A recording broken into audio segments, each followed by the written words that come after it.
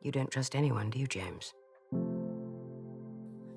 Ask a question, not to me, but it feels like it's directed at me.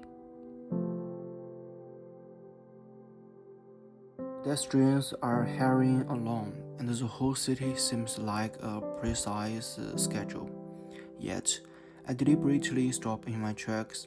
I'm here because the Daniel Craig version of the W7 series has been with me for years. For me, it serves as a means, a way for me to articulate those unspoken thoughts and feelings. This documentary captures precisely that moment, the story I once used to find solace in.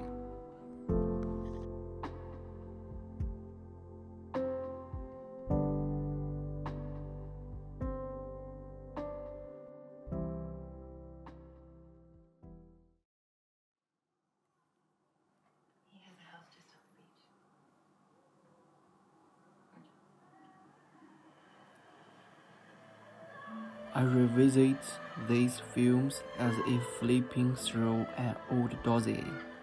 I want to figure out why I need them so much.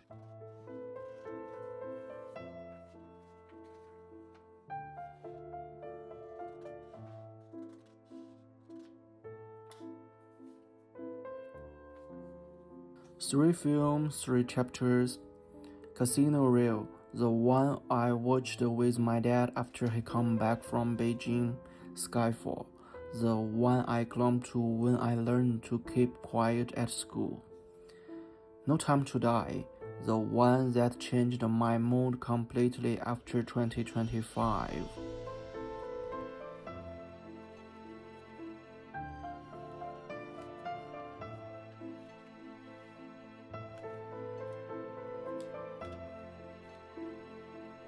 Next, I will tell my story around these three iconic stages of my life: the attachment to Beijing, the haze of school, and the departure of 2025. I am not here to interpret W7, but to use W7 to interpret myself.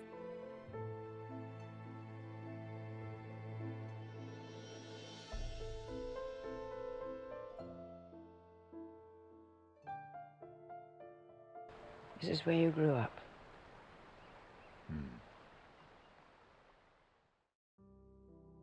My father used to work in Beijing, which meant he rarely come home throughout the year. The person I missed the most also becomes the one I see the least. When he come home, we would have a simple arrangement. Let's watching something. The movie we watched the most was W7 Casino Royale. As a child, I couldn't understand the plot, but I understood the scenes of Rachel, sitting seat by seat for 2 hours without words. The screen was our communication bridge. This was our unique way of being close. And when he left again, I learned to be calm and composed like Bond. It was as if by doing so, I could please that long distance yearning.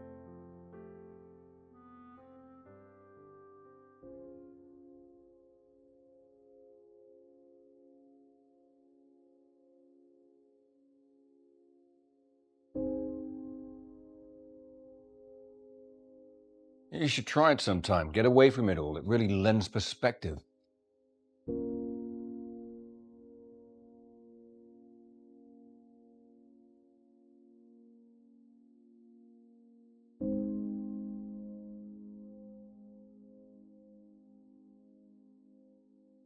Everything in London feels like a carefully crafted set. The lighting, the architecture, it's like a movie scene. In this kind of setting, people become smaller and calmer. For a long time, a restraint was a maturity. As long as you stay calm, no one will ask you what's wrong. I learned this lesson early on. First from the way my father loved me, and then from the process of learning to protect myself. I brought this restraint to the school hallway, but the silence here isn't tranquility, it's a self-disgust.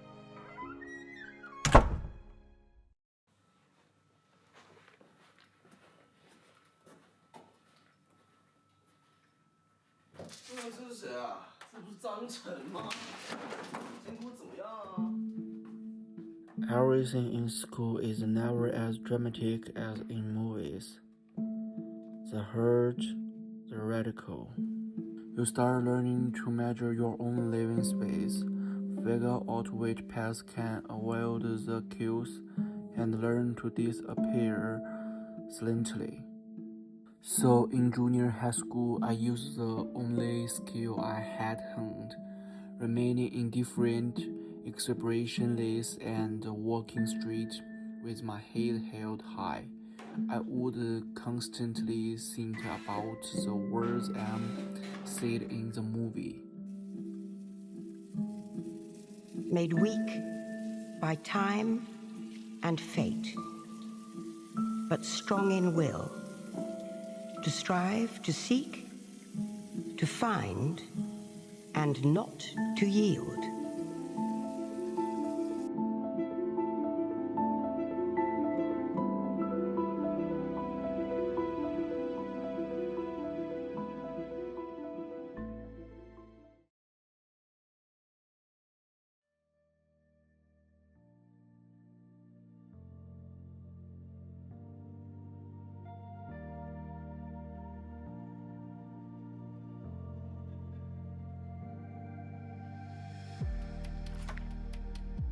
Watching Skyfall and No Time to Die Again, I noticed details I had overlooked before.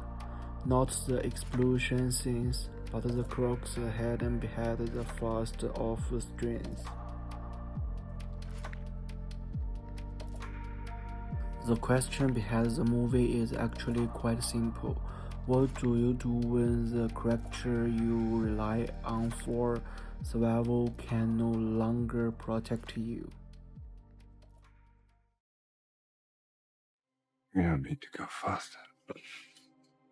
We have all the time in the world. Bond said we had time, but we didn't. In 2025, my grandfather died suddenly. It only takes a few words to say it. But what I went through that day has stayed with me ever since. I always knew this day would come, but I never thought it would happen so suddenly. I really regret not being able to see my grandfather one last time. And that's what stayed with me. That feeling just lingers, and I don't know how to get past it. When someone's gone, it doesn't give you answers, and it doesn't give you truth. It just changes a part of your life completely. That's when I realized I'd been handing it the wrong way out along trying to keep everything. Sometimes you have to learn to share them with someone.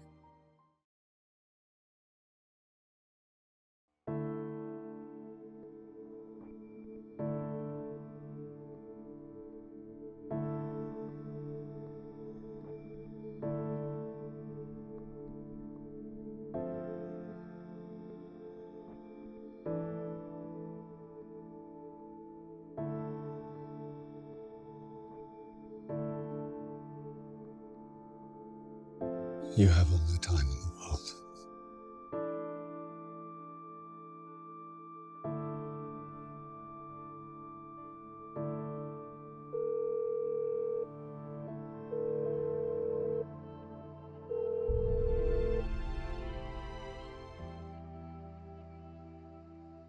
The function of man is to live, not to exist. I shall not waste my days trying to prolong them. shall use my time.